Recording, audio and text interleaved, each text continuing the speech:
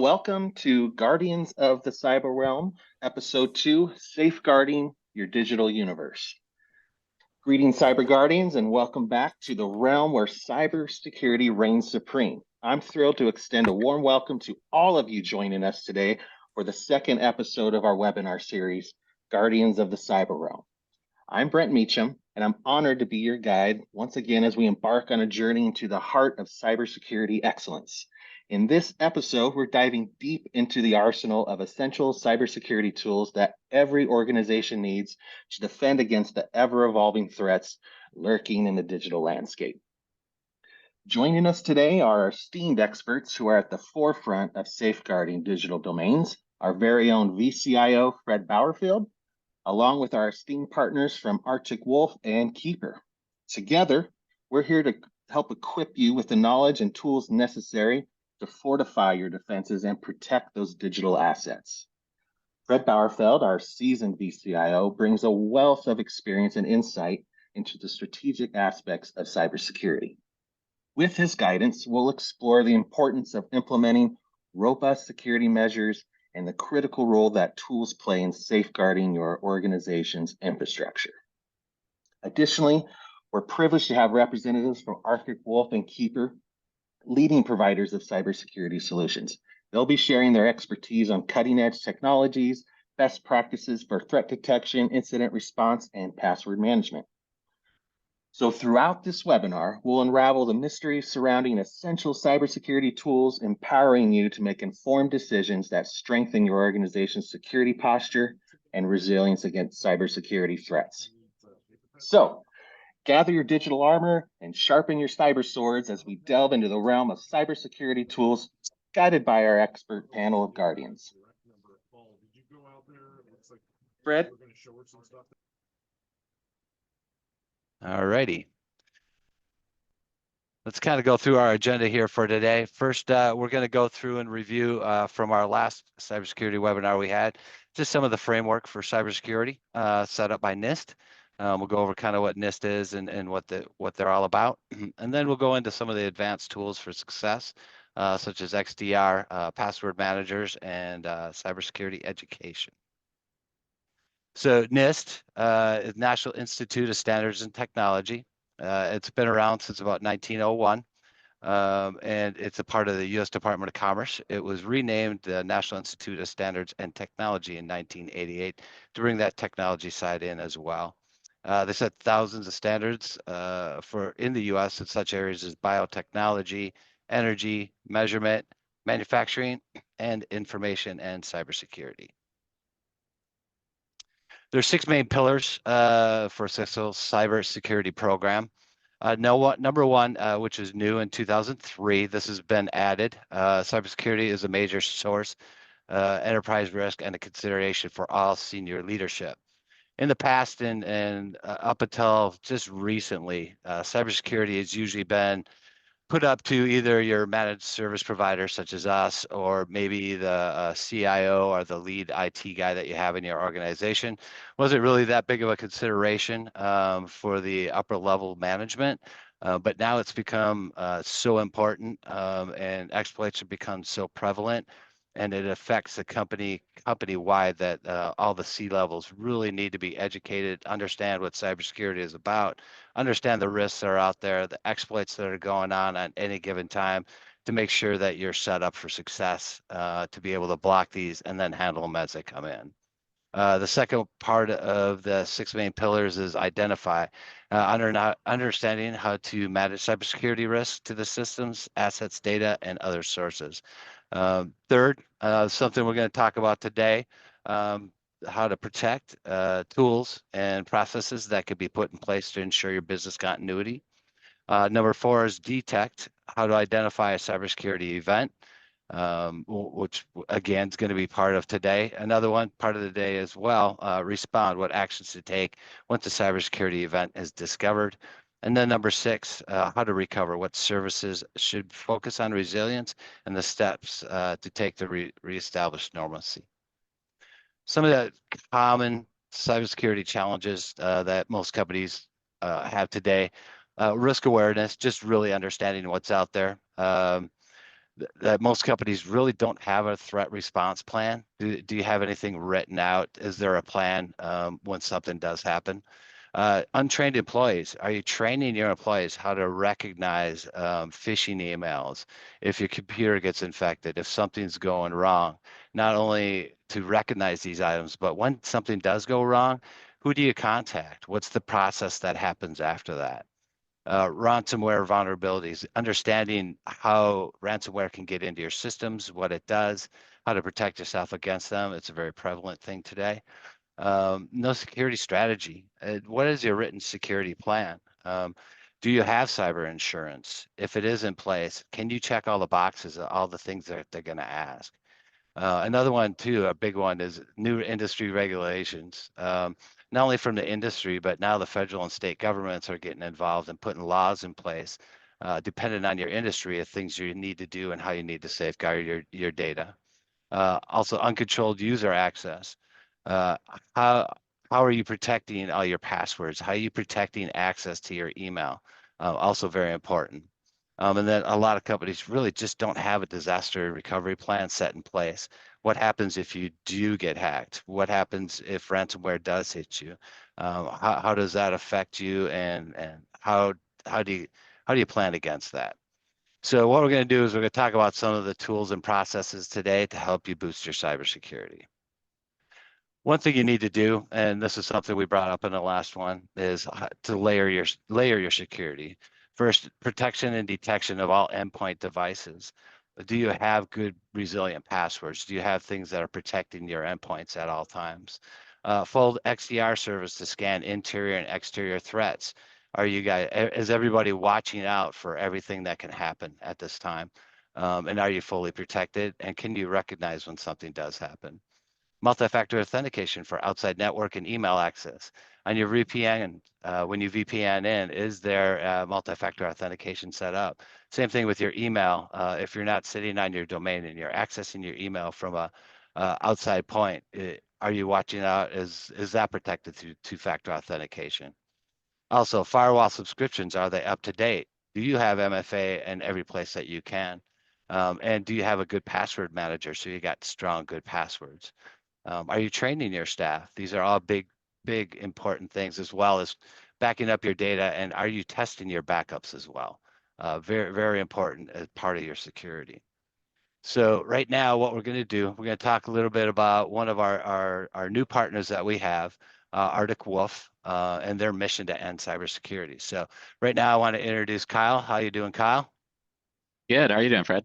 I'm doing good. I'm doing well. So I'm going to hand it over to Kyle here, and he's going to introduce you to Arctic Wolf and talk a little bit about what Arctic Wolf can do.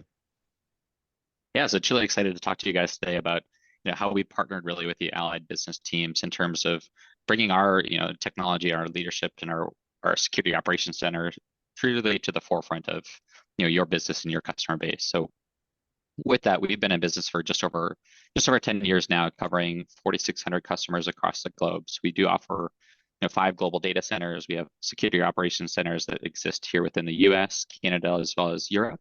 So that way we're able to make sure that regardless of the time of night or day, because threat actors never like to sleep. So we have the teams that cover your business while you're able to sleep. We work directly with the allied business team in terms of, hey, we're detecting something in the environment. We're getting on the phone or working directly with them to help make sure that we're taking care of your environment, and that if there is anything that pops up, that we're taking care of it right away.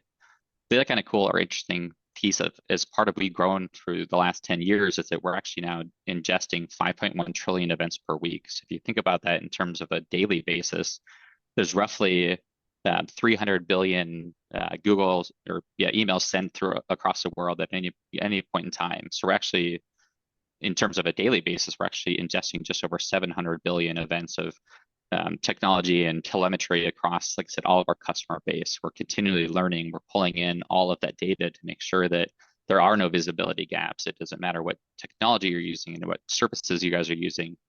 We're bringing those all together. Fred, if you want to go to the next slide.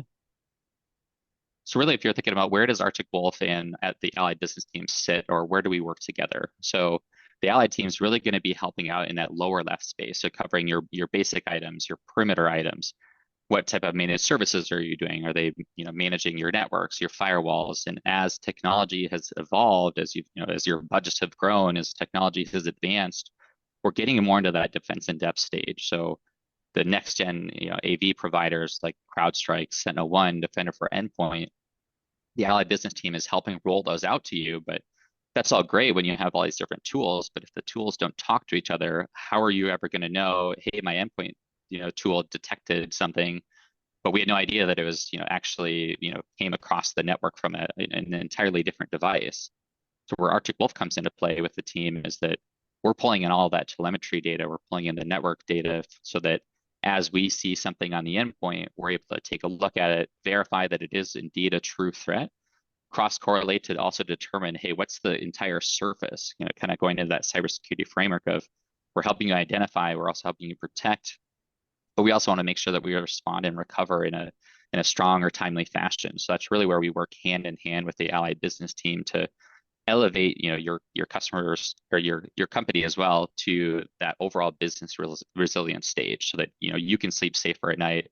You're going more into that proactive approach, because a lot of companies have really been on that reactive stage, using managed services to then bolster, so they're getting more into the proactive. But how can we get to that confident we're meeting all of our compliance needs? It's not just a check in the box anymore, it's true compliance.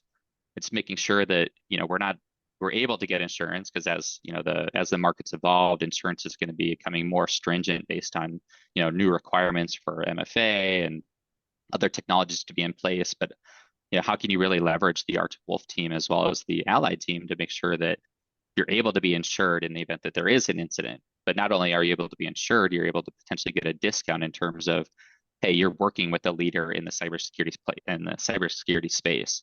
So we're on the panel of many different insurance providers, so that we're able to bring that back to you and the Allied team. Next slide, Brad. So kind of to go in depth on what really makes up Arctic Wolf. So like I said, we were founded 10 years ago, built on the premise of we want to make sure that regardless of what tools or technologies are being used in the customer's environment, we can protect them. So we're not just focusing on a single solution, a single product stack. We work with all the major endpoint providers. We work with all the major network providers. We work with Office 365, Google Workspace, so that, regardless of, like I said, what technologies or tools you're using, we can ingest them into our platform. So we're built fully in the cloud, so we can scale up as much as we need to. Like I said, we're servicing just over 4,600 customers now. So definitely been able to scale up and handle the customer base. We do, have a team of dedicated threat intel and research engineers that are focused on our Arctic Wolf labs. So basically, if we see something, no matter where it is in the world, if it's a malicious actor in Europe that they came across undetected, we've now figured out what technique they used, what tactic they used.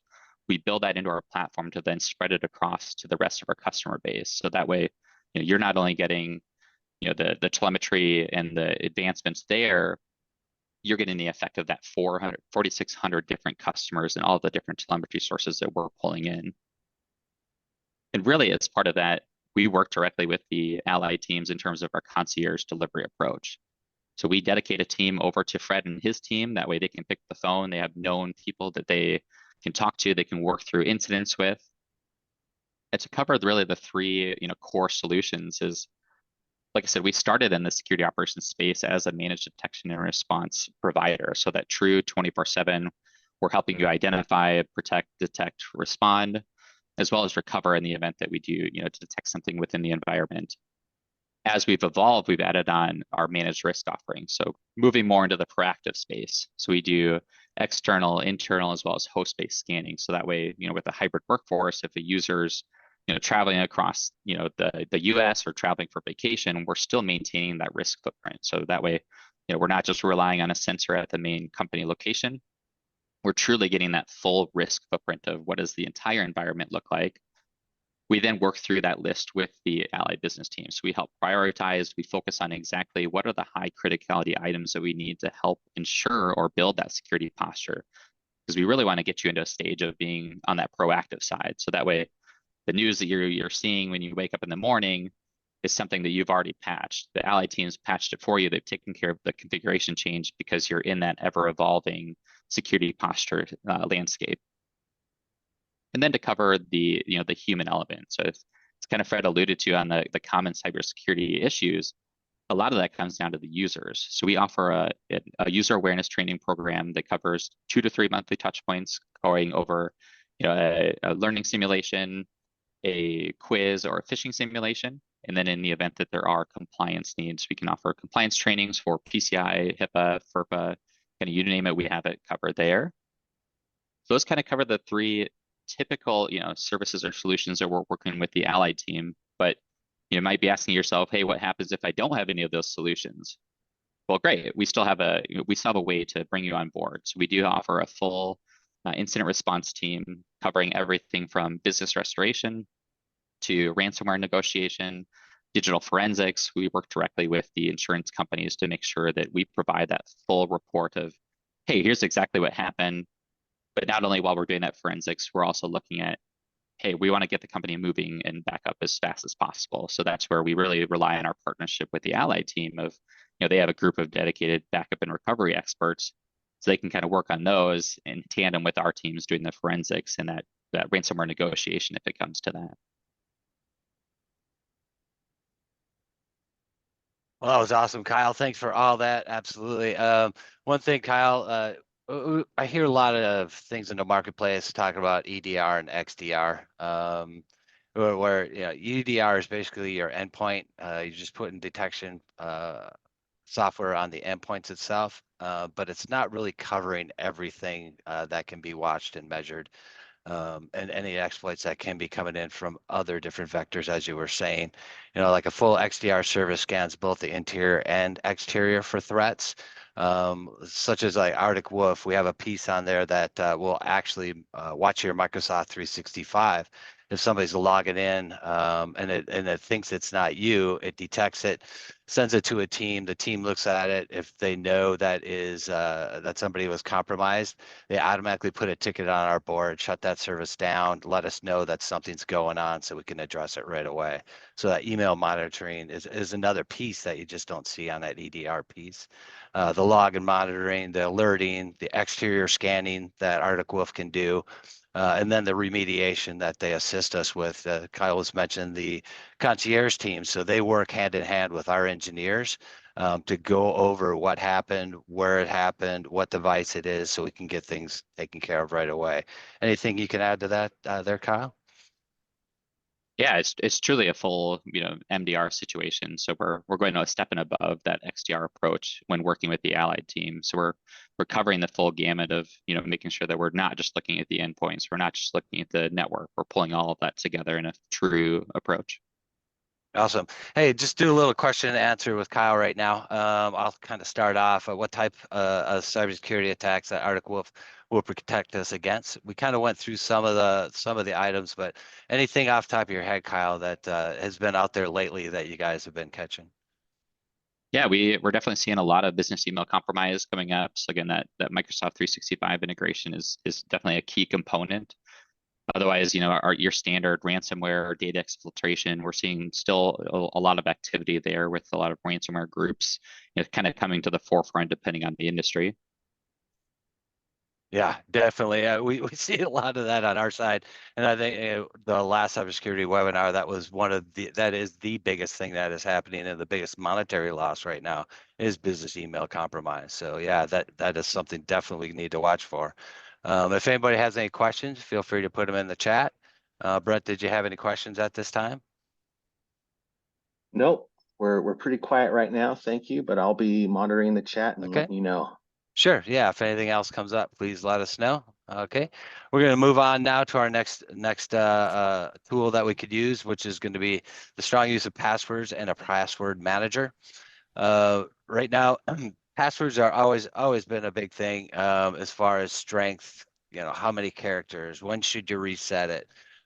Recently, in the last couple of years, NIST now is suggesting not to change passwords on a regular basis, where that used to be the norm. It used to be like every 90 days, change your passwords, try to keep them safe out there.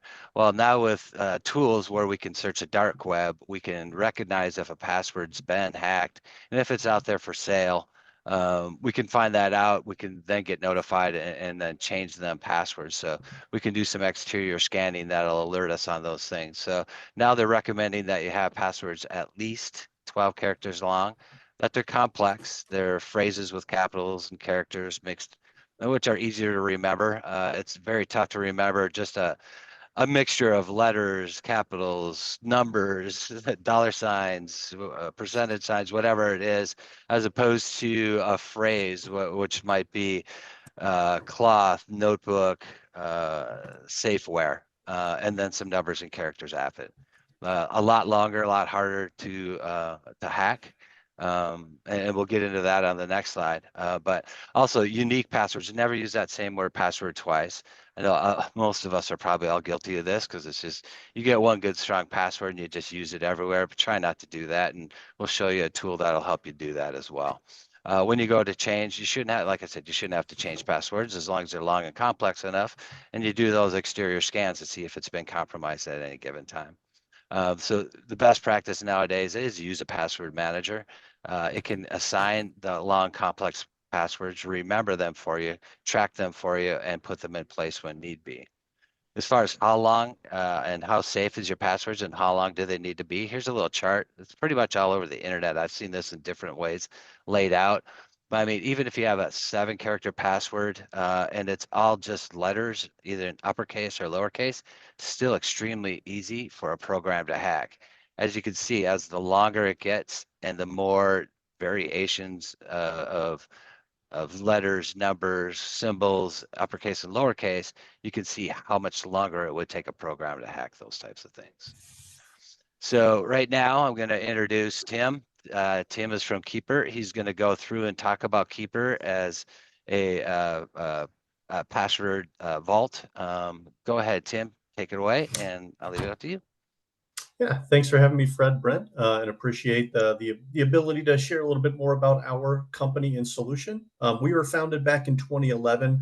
Actually, our CTO originally built the seed for our platform on a flight from the US to China. So that's the type of guy that he does, still leads our development.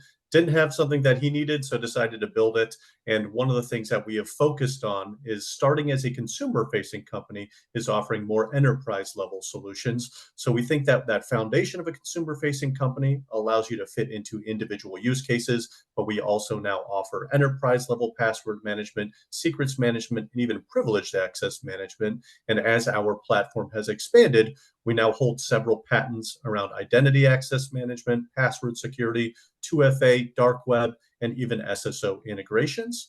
We have about 2.5 million customers, paying customers globally. That includes over thousands and thousands of organizations. And one of the things that we're really proud of, taking back to those consumer roots, is in the Apple App Store, we actually have 160,000 ratings and a 4.9 out of 5-star user rating on there. So again, focusing on the ability to have an enterprise level solution that can meet the individual user's use case. Next slide. So similar to a lot of the theme that we're going through now, protecting passwords is becoming what we feel, if not the most, one of definitely the highest security threats for organizations. And what we're going to do is help you solve 3 problems. One of the biggest ones is just having visibility into customer passwords. We have a security audit that's included with each vault that it's going to let you know initially, once a user imports their existing credentials, which passwords are weak, which passwords are repeated. So giving you a little more insight into how your users are managing those credentials and allow you to give them sort of general password hygiene guidance to make sure that low-hanging fruit can be eliminated as soon as possible.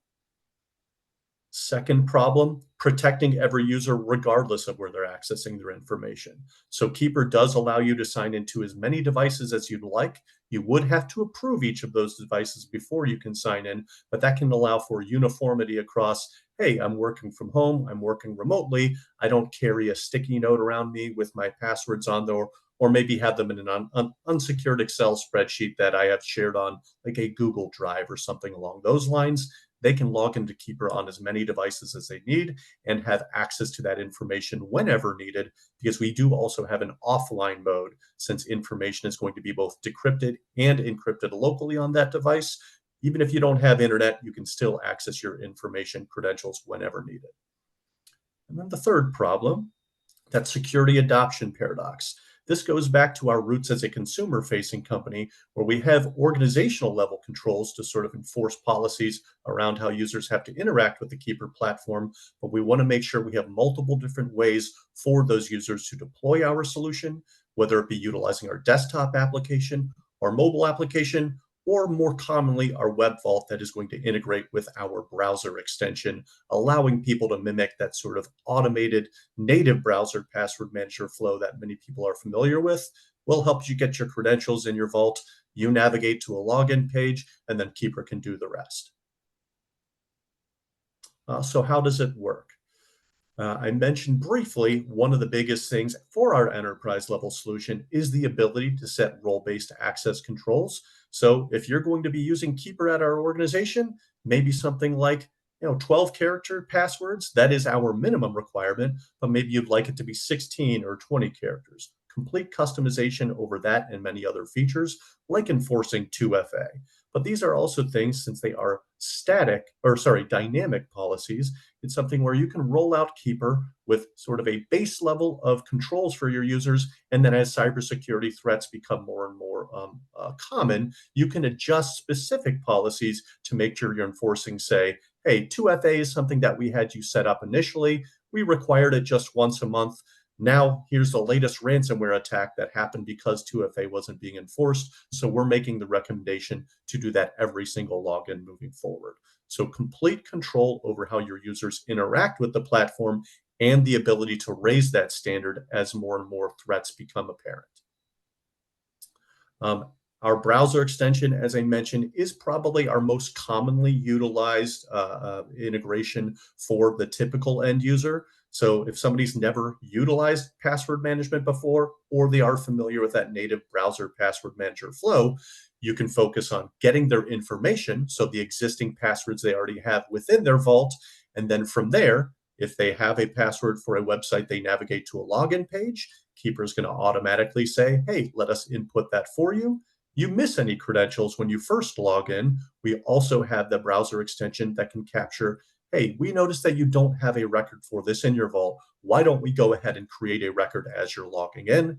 And then another great thing that ties in with our security audit is we actually have a browser password change tool that will guide the user if you have to clean up 5 or 6 passwords, sometimes more than that when you conduct your initial import. Keeper can give you the ability to change the password on both that website or application as well as your vault in the same time. So once we find people use something like Keeper, they're typically saving about 11 hours a year from having to go through that password reset process.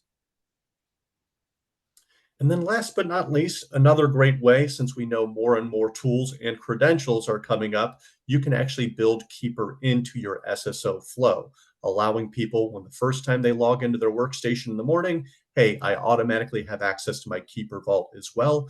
So making it something that can exist within their existing tools and not having a separate login. But of course, that is something where if you'd like users to log in via master password, or even give somebody the ability to both use SSO as well as master password if, say, they're offline, making sure their data is always available for them whenever they need.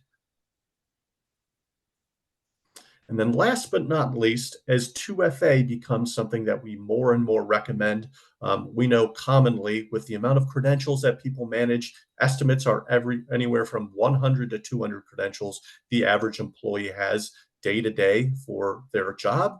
Well, we know a lot of teams will start collaboratively sharing a credential rather than emailing that code or seeing, hey, Tim is out today. I need that 6-digit SMS message to access our record. Well, you can actually store TOTP codes directly within a credential so that you can always, again, have access to that, even if you weren't the original owner and creator of that record.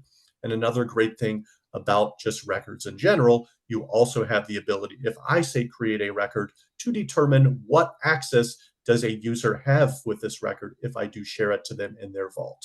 So a lot of granularity, not only around creating credentials, but when I go to share them, hey, what can the user who receives this perform with that actual credential? So just more control over those credentials as they grow over time.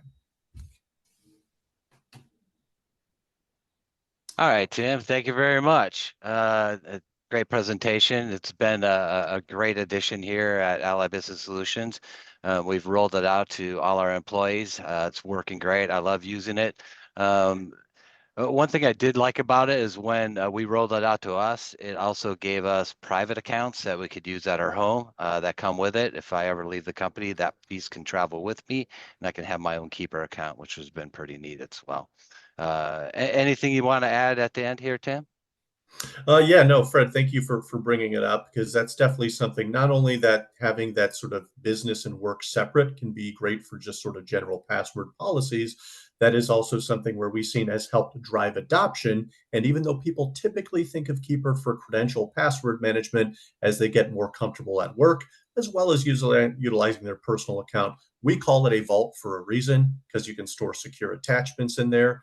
You can store driver's licenses, you can store birth certificates, bank accounts, etc. Yeah. So once you start utilizing Keeper both work and at home, those sort of security practices tend to be something that users think about a little more holistically, rather than just through the vacuum of, hey, what's most important to me? They become more aware of some of those dangers that are out there. Yeah, absolutely. One thing that really surprised me is when I did my first import off my browser and brought all my saved passwords in, I didn't realize I had 480 saved passwords.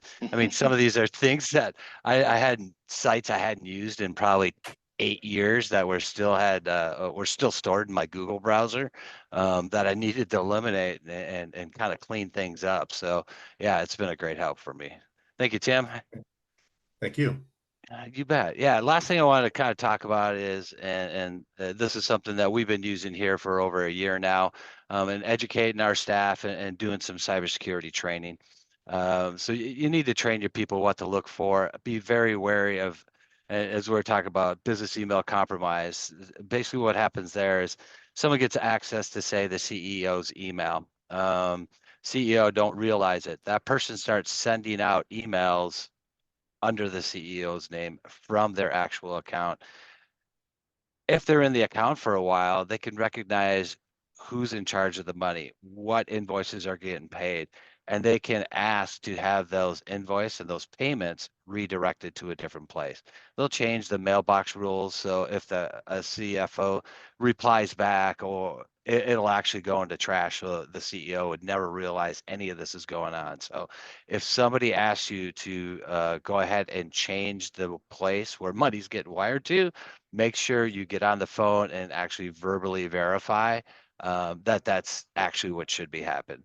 Also, you need to run and assess and test your network so that you know that you are secure, and measure and place success and failures to help them understand their role in security. So to do that, what we put in place, we use a company called Infosec. Infosec we do with our cybersecurity training. This is a copy of an email right now that I get. This is the one I got this month. It's for mobile security. Just a little, it's a 5-minute short video that I watched that kind of give me an idea of why I need to watch, because I use my phone for work. I have my Teams and my Outlook email, and it's all on my private phone. We have it pretty locked down through our organization, so it'd be hard to exploit, but still within there, there's things to watch for. So we watched this 5-minute video. It gave me a 5-question test at the end, and then gives me a certificate to let me know I did finish the video and I did finish the training. And then at the end of the month, our administrator gets a report on who's actually did the videos. If there's a certain group or a certain number of people that haven't, easy for us to go in and say, hey, go ahead. And just to remind you, you haven't done this yet, so please finish this up by the end of the month. And it'll also give a report on who passed, who failed, who might need some more training in that area. So what we do, we send out some of them. One part of the program is phishing simulations. This is one of the actual emails that can go out. They can get very, very customized. We can bring it all the way down to different softwares that you use for your company, so it looks like a very legitimate email coming from the company that you do business with. This one here is just a Samsung quick, hey, we want to confirm your shipping today. Click here, it'll ask for credentials, and then at that point to sign in and see where this is getting shipped. And basically they're just stealing your credentials. So this kind of makes your team aware that these are coming. So our team knows that we have a phishing simulation usually at any time going on.